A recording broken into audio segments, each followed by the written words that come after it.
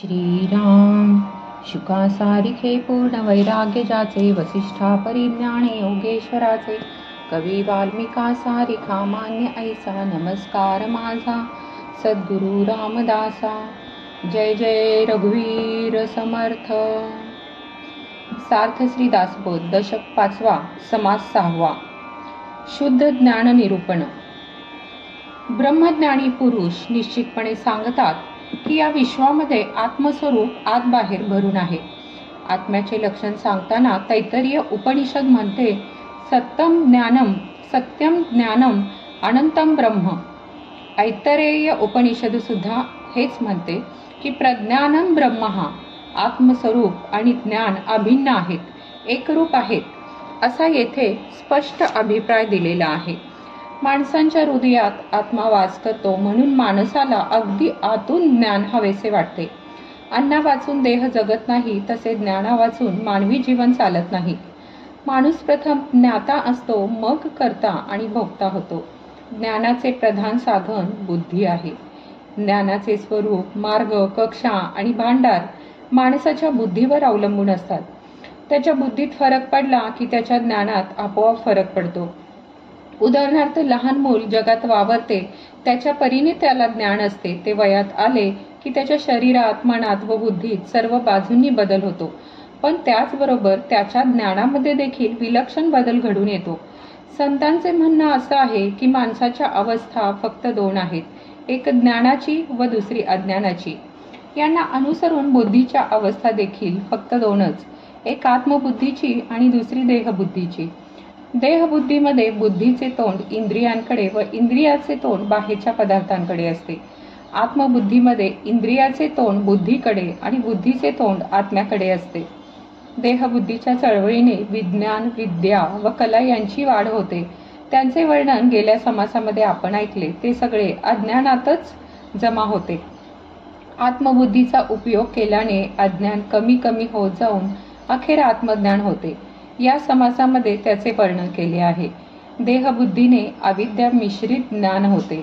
देहबुद्धीच्या ज्ञान व्यवहारात ज्ञाता ज्ञेयाहून सदा भिन्न राहतो. शिवाय ज्ञेयाचे स्वरूप आकलन झाले तरी ज्ञाता कसा आहे हे कळतच नाही. आत्मबुद्धीच्या ज्ञान व्यवहारात ज्ञाता ज्ञेयाशी तद्रूप होऊन अभिन्नतेने ज्ञेयाचे स्वरूप जाणतो. शिवाय आधी ज्ञाता म्हणजे मी कोण व कसा आहे हे पूर्णपणे जाणूनच जगाचे ज्ञान करण्यास तो प्रवृत्त होतो. देहबुद्धीचे ज्ञान मायेच्या कक्षेतील असल्याने ते अनिश्चित व संशयसहित असते. त्याने समाधान मिळत नाही. आत्मबुद्धीचे ज्ञान मायेच्या पलीकडील असल्याने ते निश्चित आणि संशयरहित असते. त्याने संपूर्ण समाधान मिळते. एकदा समाधान मिळाल्यावर मग आणखी काही मिळावयाचे शिल्लक राहत नाही, करायचे उरत नाही, जाणायचे राहत नाही, भोगायचे असत नाही आणि मागायचे मनात येत नाही. समर्थ ज्ञानाचे लक्षण काय हे प्रथमच सांगतात. शिष्या, ज्ञानाचे लक्षण ऐक. ज्ञान म्हणजे आत्मज्ञान. आपण आपल्याला पाहणे याचे नाव ज्ञान होय. आपले खरे स्वरूप पाहणे हे खरे ज्ञान. मुख्य देव जो ईश्वर त्याला जाणावे. आपल्यातील खरा मी तो, आपले खरे स्वरूप ते ओळखावे आणि टिकणारे काय व तात्पुरते काय हे निश्चित ठरवावे, याला ज्ञान म्हणतात. खरा मी आत्मस्वरूप आहे, तोच ब्रह्मरूप म्हणून ईश्वर आहे आणि ते स्वरूपच कायम टिकणारे आहे. म्हणून एकाच आत्मज्ञानाची ही 3 अभिन्न अंगे आहेत. ज्या अवस्थेमध्ये प्रकृतीचा दृश्य पसारा संपतो, पंचमहाभूतांचा डोलारा मावळतो आणि मी तू हा द्वैत भेद संपूर्णपणे नाश पावतो, त्या अवस्थेला ज्ञान म्हणतात. परमात्म स्वरूपामध्ये अहम अशी स्फूर्ती होण्याच्या आधीची जी अवस्था, त्या अवस्थेमध्ये दृश्याचा मागमूस नाही. त्यामुळे पंचमहाभूतांचा पत्ता नाही आणि त्यामुळे भेदाचे नावच नाही. अशी जी दृश्य जन्मास येण्यापूर्वीची सूक्ष्म अतिसूक्ष्म अभेद स्थिती असते, तिला ज्ञान म्हणतात. ज्ञान म्हणजे प्रत्यक्ष परमात्म स्वरूपच होय. जो अनुभव मन व बुद्धी यांना आकलन होत नाही, जो तर्काने विचारांच्या कक्षेत आणता येत नाही, परावाणीच्याही पलीकडे तो आहे असे सांगतात, त्या अनुभवाला ज्ञान म्हणतात. मन, बुद्धी आणि वाणी तिन्ही आत्म्याच्या प्रकाशाने सजीव राहतात. त्याच्या सत्तेने कार्यक्षम होतात. जागृती, स्वप्न व सुषुप्ती हा त्यांचा प्रांत होय. इतकेच नव्हे तर तुर्येच्या पलीकडे ज्ञान राहते, म्हणून परावाणी सुद्धा तेथपर्यंत पोहोचू शकत नाही. जेथे दृश्याचे भान संपूर्ण नाहीसे होते, जेथे मी जाणतो, मला ज्ञान आहे ही जाणीव अज्ञान समजले जाते, असे अत्यंत मलरहित शुद्ध जे स्वरूप भान, त्याला ज्ञान म्हणतात. स्वरूप भानामध्ये माया मावळते, म्हणून दृश्याचे भान उरत नाही. ज्ञानाने अज्ञान नाहीसे होते आणि पुढे ते ज्ञान देखील स्वरूपात विलीन होते, म्हणून मी जाणतो हे उरत नाही. कोणत्याही भेदाचा, दृश्याचा, विकल्पाचा मल नाही, म्हणून ते स्वरूप अतिनिर्मल व शुद्ध आहे. देहबुद्धीच्या 3 अवस्था ओलांडून 4थ्या अवस्थेत प्रवेश केला की आत्मबुद्धी उदय पावते, पण ही सुद्धा मावळून केवळ स्वरूप उरणे हे खरे ज्ञान समजावे. तुर्या ही 4थी अवस्था सर्व साक्षीनी असते, म्हणून तिला आत्मज्ञान म्हणतात. परंतु त्या अवस्थेमध्ये साक्षीत्वाने पदार्थ ज्ञान असते, यासाठी ते पूर्ण ज्ञान होऊ शकत नाही. पदार्थ ज्ञान म्हणजे दृश्य पदार्थ जाणणे होय. दृश्यरहित शुद्ध स्वरूप जाणणे याचे नाव आत्मज्ञान होय. ज्या आत्मस्वरूपाचे ठिकाणी स्वरूपाखेरीज काहीच उरत नाही, तेथे सर्व साक्षीपणा असू शकत नाही. म्हणून तुर्येमध्ये होणारे ज्ञान शुद्ध आत्मज्ञान मानू नये. आत्मज्ञानामध्ये संपूर्ण अद्वैत असते, तुर्येमध्ये तर प्रत्यक्ष द्वैत आढळते. म्हणून शुद्ध आत्मज्ञान स्वतंत्र आहे, निराळेच आहे. मी देहच आहे ही दृढ भावना म्हणजे देहबुद्धी. मी आत्माच आहे ही दृढ भावना म्हणजे आत्मबुद्धी. जागेपण, स्वप्न व गाढ झोप या 3 अवस्था देहबुद्धीच्या, तर तुर्या अवस्था ही आत्मबुद्धीची. देहबुद्धीच्या ज्ञानामध्ये ज्ञाता ज्ञेयाहून वेगळा राहतो. मी म्हणजे ज्ञाता व तू म्हणजे ज्ञेय, म्हणून येथे द्वैत आढळते. तुर्येच्या ज्ञानामध्ये ज्ञाता मी आत्माच होतो. त्या अवस्थेमध्ये मी देहच आहे हे भान लोकते खरे, पण मी आत्मा आहे, मी दृश्य पदार्थाहून निराळा आहे, मी त्यांना वेगळेपणाने पाहतो असे भान असते. याला सर्व साक्षीनी अवस्था म्हणतात. यामध्ये मी ज्ञाता आत्माच आहे असा प्रत्यक्ष अनुभव येतो, म्हणून अज्ञान उरत नाही. परंतु दृश्याला साक्षी राहून वेगळेपणाने पाहणे शिल्लक असते. याचा अर्थ असा की दृश्य ज्ञेयपणाने ज्ञाताहून वेगळे राहते, हेच द्वैत होय. आत्मज्ञानामध्ये संपूर्ण अद्वैत असल्याने द्वैत असणारी तुर्या शुद्ध आत्मज्ञान नव्हे. उपनिषदांमधील महावाक्यांमध्ये आत्मज्ञानाचे सारे रहस्य साठवले आहे, पण त्याचा नुसता जप करून चालत नाही, त्यावर मनन करून त्याचा प्रत्यक्ष अनुभव घेतला पाहिजे. शुद्ध ज्ञानाचे लक्षण आता ऐक. जे शुद्ध परमात्म स्वरूप आहे तेच आपण आहोत असा जो साक्षात अनुभव येतो, त्याचे नाव शुद्ध स्वरूप ज्ञान होय. हे श्रोत्यांनी समजावे. महावाक्यांचा उपदेश उत्तमच आहे, परंतु त्यांचा जप करण्यास सांगितलेला नाही. साधकाने महावाक्यांच्या अर्थाचा विचारच करणे आवश्यक आहे. महावाक्यांमध्ये परमार्थाच्या उपदेशाचे सार आहे यात शंका नाही, परंतु त्यांचे मननच केले पाहिजे. महावाक्यांचा नुसता जप केल्याने अज्ञानाचा अंधार नाहीसा होत नाही. आत्मा ब्रह्मस्वरूप किंवा परमात्म स्वरूप आहे आणि आपण वास्तविक आत्मस्वरूप आहोत, म्हणून आपण ब्रह्मस्वरूप किंवा परमात्म स्वरूपच आहोत. सर्व महावाक्यांचा उपदेश हा असा आहे. मी देह नसून आत्माच आहे आणि आत्मा ब्रह्मस्वरूप असल्याने मी ब्रह्मस्वरूप आहे असा प्रत्यक्ष अनुभव येणे म्हणजे आत्मज्ञान प्राप्त होणे समजावे. या ज्ञानाला शुद्ध व निर्मळ स्वरूप ज्ञान असे वेदांतामध्ये म्हणतात. हे ज्ञान अतिसूक्ष्म विचाराने आपल्यामध्येच उदय पावते व त्याच्यामध्ये सर्व विरोध मावळतात. उपनिषदांमध्ये 3-4 ठिकाणी याचे फार सुंदर वर्णन आढळते. उदाहरणार्थ, असौ यः असौ पुरुषः सह अहम अस्मि. याचा अर्थ असा आहे, तो जो पुरुष आहे तोच मी आहे. ईशावास्य, यद आत्म तत्वेन तू ब्रह्मतत्वं दीपोपमेनेह युक्तः प्रपश्येत. अजं ध्रुवं सर्वतत्वैर्विशुद्धं ज्ञात्वा देवं मुच्यते सर्वपाशैः. याचा अर्थ असा आहे की ज्याप्रमाणे दिव्याच्या साह्याने मनुष्य वस्तू पाहतो, त्याचप्रमाणे योगी आत्मतत्वाच्या साह्याने अज, ध्रुव, परमश्रेष्ठ व कांतिमान ब्रह्मतत्व पाहतो. श्वेताश्वेतर 2.15 यत् परम ब्रह्म सर्वात्मा विश्व स्यायतनं महत् सूक्ष्मात सूक्ष्मतरं नित्यं स त्वमेव त्वमेव तत्. मयि एव सकलं जातं मयि सर्वं प्रतिष्ठितं मयि सर्वलयं याति तद् ब्रह्म अद्वयम् अस्मि अहम. याचा अर्थ असा आहे की सर्वोत्तम ब्रह्म सर्वांचा आत्मा आहे, विश्वाचे मूळ आहे, अतिशय सूक्ष्म आहे आणि नित्य आहे. ते तू आहेस, ते तू आहेस. माझ्यातून सर्व व्यक्ती दशेस येते, माझ्यामध्ये जगते आणि माझ्यातच लय पावते. हे अद्वय ब्रह्म मीच आहे. कैवल्य 16 ते 19. या सगळ्या महावाक्यांचा अर्थ पाहिला तर तो असा आहे की आपण परमात्मा स्वरूपच आहोत.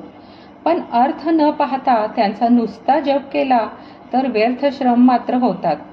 या महावाक्यांचे मनन करून त्यामधील अर्थाचा स्वतः अनुभव घेणे हे ज्ञानाचे मुख्य लक्षण आहे. आपण म्हणजे मी ब्रह्मच आहोत हा महावाक्याचा खरा, शुद्ध व सूक्ष्म अर्थ आहे.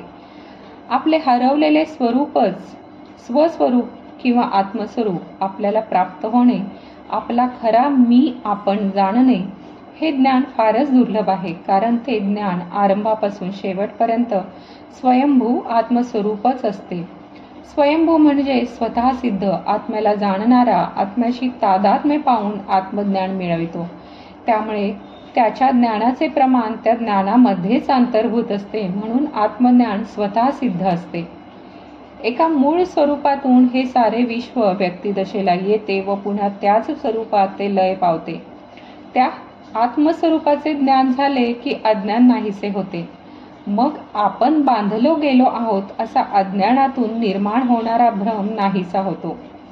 आपण विश्वापेक्षा देखील विशाल असताना स्थळकाळांनी वेढल्यामुळे जणू काय बद्ध आहोत. ते विश्वच मुळी स्वरूपात लीन झाल्याने आत्मज्ञानी पुरुषाला बद्धपणाची भावना उरत नाही. स्वस्वरूपाचा प्रत्यक्ष अनुभव येईपर्यंत अनेक मते आणि मतांतरे यामध्ये विरोध आढळतो. परंतु आत्मज्ञान झाल्यावर हा सारा विरोध मावळतो. अतिसूक्ष्म विचार करून पाहिल्यास सर्वांमध्ये ऐक्य सापडते. आत्मस्वरूप अनंत असल्याने त्याला ज्या अंगाचे दर्शन होते त्याला अनुसरून तो आपले मत मांडतो. आत्मज्ञानी पुरुषाच्या अनुभवामध्ये सर्व अंगे एकत्वाने गोळा होतात. अतिशय सूक्ष्म म्हणजे खोल व व्यापक विचार मात्र केला पाहिजे. अज्ञानाचा मल नसलेले अगदी शुद्ध आत्मस्वरूप या दृश्य चराचराचे मूळ आहे असा प्रत्यक्ष अनुभव येऊन जे ज्ञान होते त्यास वेदांतामध्ये शुद्ध ज्ञान असे म्हणतात. आपण आपल्या मूळ स्थानाचा म्हणजे स्वरूपाचा शोध केला तर आपण आत्मस्वरूपात जातो. ते स्वरूप ज्ञानमय असल्याने तेथे अज्ञान आपोआप नाहीसे होते. म्हणून आत्मज्ञानाला मोक्ष देणारे ब्रह्मज्ञान असे नाव आहे. आपल्यातील खरा मी कोण आहे याचा शोध करू जाता आत्मज्ञान होते. आत्मा सर्वव्यापी असल्याने आपण आत्मज्ञानामध्ये सर्वज्ञ बनतो. आपल्याला सर्व ज्ञान हस्तगत होते.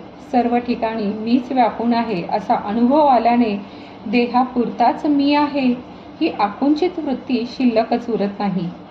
मी कोण आहे हे जाणण्याचा हेतू बाळगून जर आपण शोध घेऊ लागलो तर खरा मी देहाच्या पलीकडे आहे असा अनुभव येतो. देहाच्या पलीकडे असणाऱ्या मीला पाहता पाहता आपण अगदी निश्चितपणे आत्मस्वरूपच होतो. पूर्वी होऊन गेलेल्या सर्व थोर ज्ञानी पुरुषांना असे आत्मज्ञान प्राप्त झालेले होते. आत्मज्ञानच सर्व वेदशास्त्रांचे रहस्य आहे. सर्व संतांचे वर्म देखील तेच आहे. श्रद्धावान पुरुषांना त्यांच्या भाग्यानुसार आत्मज्ञान प्राप्त होत असते. असो, पूर्वीचे खरे थोर पुरुष ज्या ज्ञानाने संसारातून पार पडले ते आता नीट ऐक.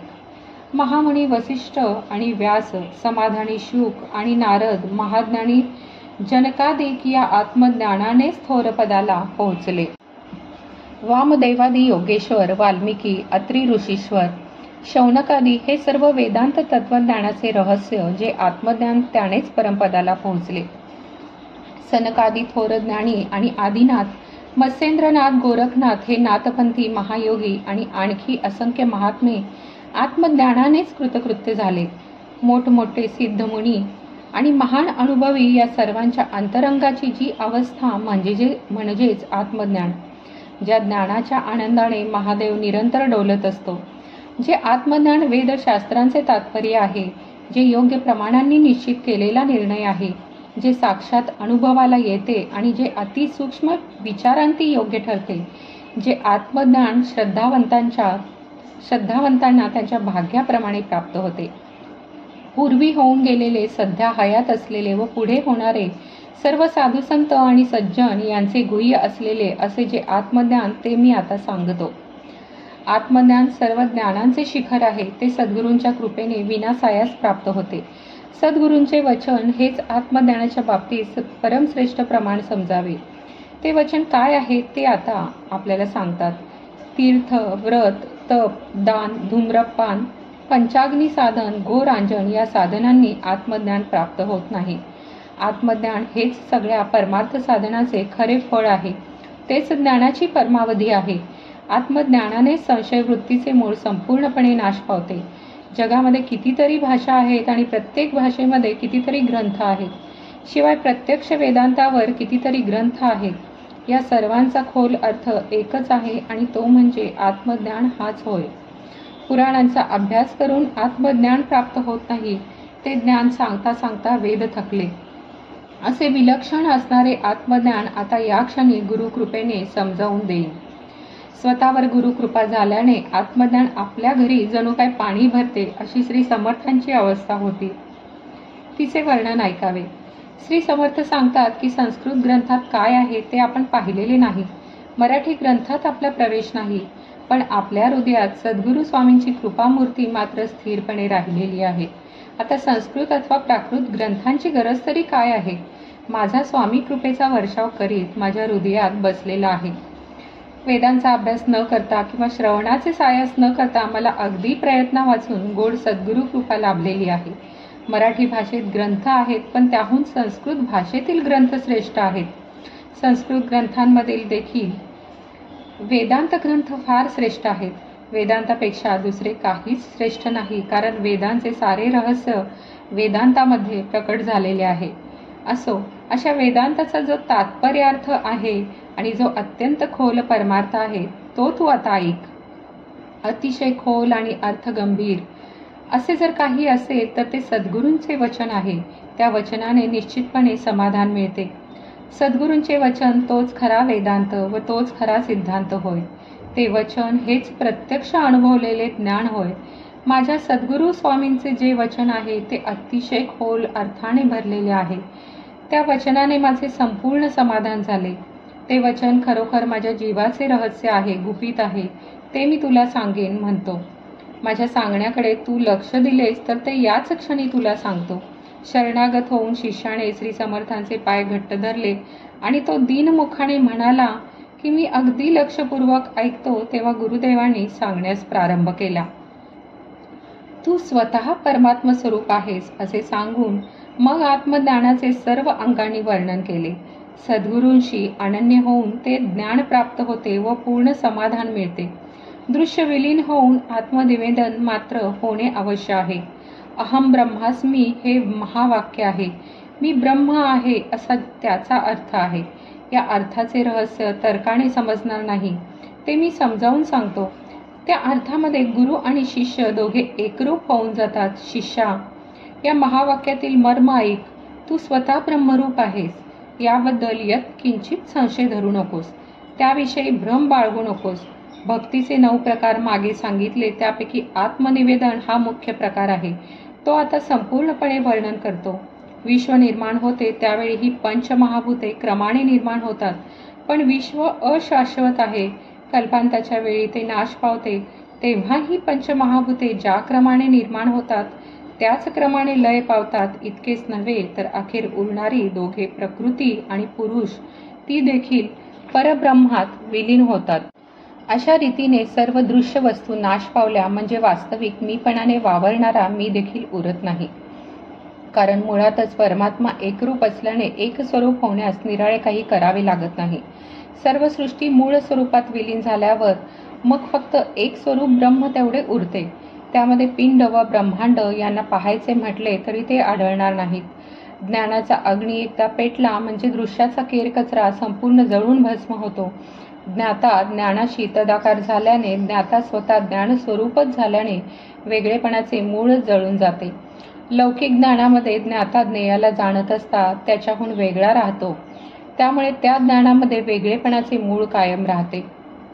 अलौकिक ज्ञानामध्ये ज्ञाता ज्ञेयाशी तदाकार होऊन त्याला जाणतो, त्यामुळे तेथे वेगळेपण उरतच नाही. शिवाय दोघे केल्यावर केवळ ज्ञान तेवढे शिल्लक राहते. हे ज्ञान आत्मस्वरूपच असल्याने त्यामध्ये दृश्याला दृश्यपणाने राहणे शक्य नसते. दृश्य भासणे हा अज्ञानाचा परिणाम असल्याने अज्ञान नाहीसे झाले की दृश्य आपोआप अंतर्धान पावते. आपल्या इंद्रियांना दिसणारे दृश्य विश्व हे मिथ्या आहे असे पटले म्हणजे ते जसे दिसते तसे ते नाही अशी खात्री पटली की दृश्याकडे धाव घेणारी वृत्ती आपोआप मागे फिरते. अशा रीतीने वृत्ती उलटून हृदयामधील आत्मस्वरूपाकडे धाव घेऊ लागली की मग दृश्य असून सुद्धा नसल्यासारखे होते. ते असून सुद्धा अनुभवास येत नाही. अशा रीतीने वृत्ती अंतर्मुख होऊन स्वस्वरूपापर्यंत पोहोचली की सहजच आत्मनिवेदन घडते. शिष्याने सद्गुरूंशी अनन्य व्हावे. आपण देहाहून वेगळे आहोत अशी जाणीव ठेवावी. एकांतात बसून स्वस्वरूपात लीन होण्याचा अभ्यास करावा. असो, जो शिष्य आपल्या गुरुशी अनन्य असतो त्याला आत्मनिवेदनाची काळजी करण्याचे कारण नसते. अभक्त जसा भगवंताहून वेगळा राहतो तसा शिष्य सद्गुरूहून वेगळा राहता कामा नये. शिष्याचे आणि सद्गुरूंचे मनोमिलन झाले पाहिजे. शिष्याचे जीवन सद्गुरूने भरून गेल्यावर आत्मनिवेदनासाठी आणखी निराळे काहीच करावे लागत नाही. जसे आत्मनिवेदन एकदम साधत नाही, ते दृढ होऊन अनुभवास येण्यासाठी सद्गुरूंचे चरित्र, गुण, महिमा, रूप इत्यादींचे वारंवार चिंतन करावयास हवे. त्यांच्या वचनांची आठवण करून त्यांचा अर्थ पुन्हा पुन्हा मनात घोळवावयास हवा. अशा प्रकारचे सद्गुरू भजन केले तर निश्चितपणे समाधान मिळते. शिष्या यालाच आत्मज्ञान असे म्हणतात. आत्मज्ञानानेच समाधान मिळते. संसारामधील भीती आणि चिंता यांचे बंधन सर्वस्वी नाहीसे होते. मी देहच आहे असे ज्या माणसाला वाटते तो आत्मघातकी असतो. मी देहच आहे या अभिमानाचा परिणाम म्हणून त्याला जन्म मरणाच्या येरझारा सतत वारंवार भोगाव्या लागतात. वास्तविक खरा मी आत्मस्वरूप आहे, म्हणून मी स्थूल, सूक्ष्म कारण आणि महाकारण या 4 देहाहून वेगळा आहे. मीला जन्म मरण नाही, कर्माचा स्पर्श होत नाही. या सगळ्या दृश्यरूप खिचडीला, 18 धान्यांच्या कडबोळ्याला मी आत बाहेर व्यापून आहे. तो मी म्हणजे आत्मा तूच आहेस. खऱ्या ज्ञानदृष्टीने पाहिले तर कोणाही जीवाला बंधन नाही. मी बांधलेला आहे असे अज्ञानामुळे वाटते तो भ्रम आहे व त्याने लोक भुलले आहेत. मी देहच आहे हा देहाभिमान घट्ट धरून ठेवल्याने मी बांधलेला आहे हा भ्रम निर्माण होतो व जीवाला भुलवून टाकतो. या भ्रमातून सुटण्यासाठी एकच उपाय करावा. आपण एकांतामध्ये बसावे, स्वस्वरूपात लीन व्हावे, तेथे विसावा घ्यावा. हा अभ्यास करीत गेल्याने परमार्थ स्थिर होतो. आत्मज्ञानाचा उत्कर्ष होतो. परमार्थाचे अखंड श्रवण आणि मनन करीत राहिले तरच समाधान मिळते. अज्ञान संपूर्णपणे नाहीसे होऊन ब्रह्मज्ञान पूर्णतेला पोहोचले की अंगात वैराग्य भरून जाते. दृश्याबद्दलची यत्किंचित वासना अंतःकरणातच उरत नाही. आत्मज्ञान होण्यास इंद्रियांना आवर घालून वासना निर्मूल केली पाहिजे. कोणत्याही प्रकारचे बंधन न घालता इंद्रियांना मनसोक्त भोग भोगू दिले तर मनाची तळमळ शांत होणार नाही. इंद्रिये जे भोग मागतात ते त्यांना दिले तर त्यांची वकवक अधिक वाढते. म्हणून मोकाटपणे भोग भोगून मनाची तळमळ शांत होत नाही. इंद्रियांचे भोग समाधान देत नाहीत हे उमजून ज्यांचे मन त्यांच्याबद्दल विरक्त बनते त्यालाच पूर्ण आत्मज्ञान होते.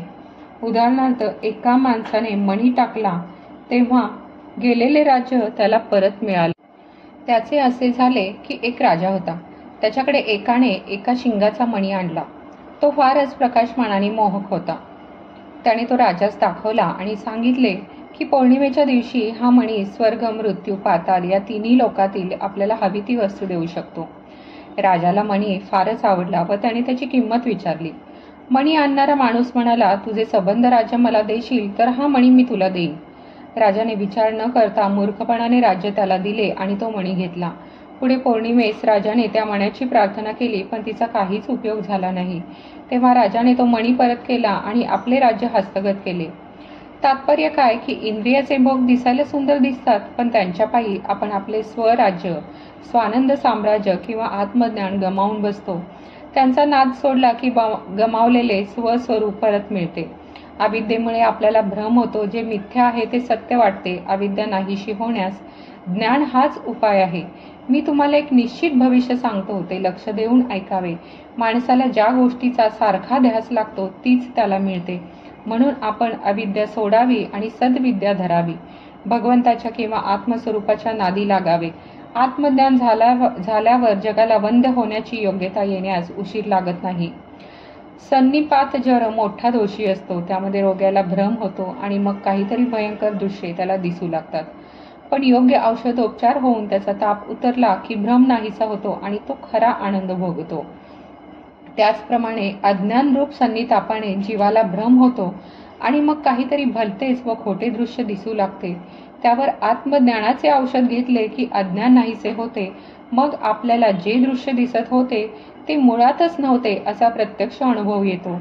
अविद्या एक प्रकारची झोप आहे. झोपेमध्ये काहीतरी भयानक स्वप्न पडते व मनुष्य घाबरतो. तसे अविद्येमुळे मिथ्या असलेले दृश्य दिसते व मनुष्य घाबरतो. त्यावर उपाय म्हणजे माणसाला जागे करणे. दृश्य मिथ्या आहे हे पटवून त्याबद्दल विरक्ती उत्पन्न होणे याला जागेपण म्हणतात. एका झोपी गेलेल्या माणसाला एक भयंकर स्वप्न पडले. त्या खोट्या असणाऱ्या स्वप्नाला घाबरून तो ओरडू लागला. तेव्हा त्याला जागे केले. त्यामुळे तो आपोआप झोपे आधीच्या निर्भय स्थितीला आला. त्याला पडलेले स्वप्न खोटे होते, पण त्याला ते खरे वाटले. त्यामुळे त्याला दुःख झाले. जे खोटे असते त्यांचे संपूर्ण निरसन कधीच होत नसते. त्याचा काहीतरी परिणाम उरतोच. जो जागा असतो त्याला स्वप्न खोटे असते. जो झोपलेला असतो त्याला ते सर्व बाजूंनी वेढून टाकते. तोच माणूस जागा झाला म्हणजे त्याला भीती उरतच नाही. ज्यावेळी अविद्यारूप झोप जीवाला अगदी झापड घालते तेव्हा दृश्यांची वाईट स्वप्ने पडतात. त्यामुळे तो घाबरतो व त्याचे सगळे शरीर भयाने कापू लागते. या अविद्यारूपी झोपेतून संपूर्ण जाग येण्यास सारखे श्रवण आणि मनन करावे.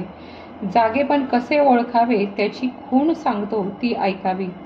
जो अगदी मनापासून इंद्रिय भोगांविषयी संपूर्ण विरक्त आहे तो जागा झाला आहे असे ओळखावे. आता पुढील 4 समासांची प्रस्तावना श्री समर्थ करतात. ज्याला संपूर्ण विरक्ती साधली नाही त्याला साधक असे म्हणतात. जगामधील आपले मोठेपण सोडून त्याने साधन करीत राहावे. ज्याला साधन करावेसे वाटत नाही तो सिद्धपणाच्या अभिमानाने बांधला जातो. अशा अहंकारी सिद्धांपेक्षा मुमुक्षू केव्हाही चांगला, कारण त्याला ज्ञानाची तळमळ असल्याने तो ज्ञानाचा अधिकारी असतो.